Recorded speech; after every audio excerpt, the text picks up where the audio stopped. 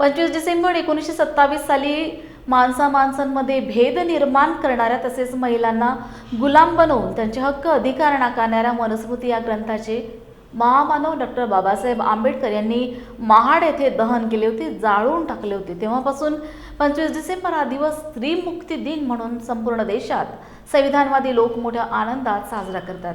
कार्यक्रमाला मुख्य मार्गदर्शक म्हणून दादासाहेब शेळके तर अध्यक्ष म्हणून प्राध्यापक वसंत पुरके, माजी शिक्षण मंत्री या दोनही संविधान अभ्यासकांनी आपल्या देशाचे संविधान आणि लोकशाही धोक्यात आली आहे आणि ते वाचविण्यासाठी सर्व संविधानवादी लोकांनी या मनुवादी लोकांच्या विरोधात लढा देण्यासाठी आता सतर्क राहिले पाहिजे असे आवाहन त्यांनी विचारमंचावरून उपस्थित लोकांना मार्गदर्शन करताना केले। यावेळी हजारो लोकांची उपस्थिती होती। बाबासाहेबांना पुस्तक जाण्याचा बिलकुल छंद नव्हता, पण ज्या पुस्तकामधून ज्या ग्रंथामधून अत्यंत जुनाट विचार आहे, स्वातंत्र्य नाकारणारे विचार आहे, गुलामीचं सांत्वन करणारे आहे आणि मग हे पारतंत्र्य नाकारणारे विचार, महिलांचं पुरुषांचं स्वातंत्र्य नाकारणारे विचार, अस्पृश्यतेचं समर्थन करणारे विचार जे आहे ते पुस्तक जाणं अत्यंत गरजेचं आहे। आणि म्हणून मला 2 मिनिटे दिले, मी जास्त वेळ घेणार नाही, पण अख्ख्या जगाच्या पाठीवर देव दैव प्रारब्ध प्राक्तन जन्म पुनर्जन्म पाप पुण्य वर्तमान काळ भूतकाळ भविष्यकाळ ध्यानस्थ बसणं तपश्चर्या करणं आणि पोरं होत नसेल तर त्या भिडे गुरुजीच्या शेतातले आंबे खाणं हा अत्यंत मूर्खपणा माझ्या देशात सुरू आहे। आणि म्हणून मी अधिक वेळ घेणार नाही।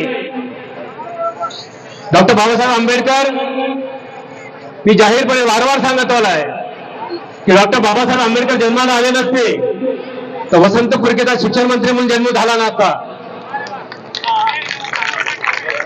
तर न्याय, स्वातंत्र्य, समता, बंधुता, मानवता, प्रेम, सत्य, अहिंसा, करुणा जेव्हा हे सगळी प्रजासत्ताक भारताचे नैतिक मूल्य नाही, आता 15 मिनिटे घेत नाही कारण मला गाणं ऐकायचं आहे। आणि म्हणून 25 डिसेंबर 1927 साली बाबासाहेबांनी ही मनुस्मृती जाणीवपूर्वक जाळलेली आहे, कारण ही मनुस्मृती 12 खंडामध्ये आहे, 12 अध्यायामध्ये आहे, 2684 त्याचे श्लोक आहे। या श्लोकांच्या मध्ये तुमचं आमचं अस्तित्व नाकारलेलं आहे। एखाद्या महिलेला जर नवऱ्यानं मारलं तर तिथे सांगितलेलं आहे तिनं खूप पाप केलं असेल आणि म्हणून तिला पापाचं परिमार्जन करावं लागतं, असे अत्यंत मूर्खासारखे विचार याच्या आतमध्ये आहे। निशाताई, आपल्याला पुन्हा झोपता येणार नाही। जसजसे हे स्वातंत्र्याचे अधिक दिवस वाढत जातील ना तसतसे मनुस्मृतीचे दिवस पुन्हा प्रज्वल व्हावं लागलेले आहे। या देशातला सुप्रीम कोर्टाचा जज, नाव काय त्यांचं पहिलं नाव काय, भूषण गवई, केवळ दलित समाजाचा एक सुप्रीम कोर्टाचा जज झाल्याच्या नंतर या नालायक प्रतिगामी व्यवस्थेला आमच्या भूषण गवईंना डोळा मारावा लागला। 4 जज लोकांना रडावं लागलं, आपले तक्रारी सांगावं लागल्या। माझ्या इलेक्शन कमिशनला बोलू देत नाही, जो बोलून त्याच्या ईडीची कारवाई होते। बिल्किस बानोर 11 लोक बलात्कार करतात आणि त्या बलात्कार केलेल्या माणसांना 15 ऑगस्ट 2023 साली सोडून दिलं। ज्या बलात्काराने बलात्कार केला त्यांचे गुलाल टाकून सत्कार केले गेले।